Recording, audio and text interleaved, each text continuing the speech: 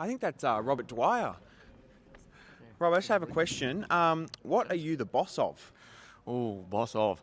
I'm the Member of Parliament that represents the Port Macquarie electorate. The Yep. Port Macquarie electorate is a massive piece of land. It goes from the beautiful Lord Howe Island Yep. down to Harrington, up to the North Shore of Port Macquarie, Yep. and out to Hannam Vale. So collectively, there are 93 state MPs, and the 93 state MPs are given the job of governing of New South Wales. Yep. So we look after police, emergency services, first responders, teaching, a number of components to run the state. Collectively, there's 93 of us. The population's divided up equally.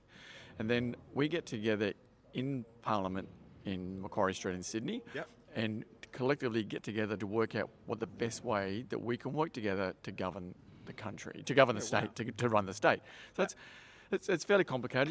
You got the local level that looks after the roads and the rates and the rubbish and all that sort of stuff at council level, and we look after those things that I mentioned before.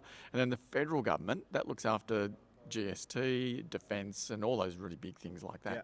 So I get to play in the Port Macquarie electorate. Then I take down to Macquarie Street to those other 93 representatives in our state what's really important to our electorate and make sure that they're listening to our electorate and what we want to do. Yeah, great. Yeah.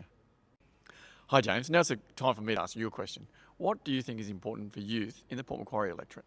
Yeah, I think it's really important because as youth are growing up, they're stressed that they won't be able to buy their own home as it's so expensive. So do you just want to run us through all that sort of stuff?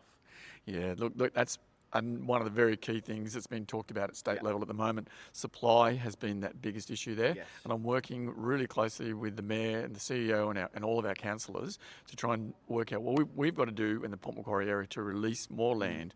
The more supply we can get in there, hopefully the prices will come down.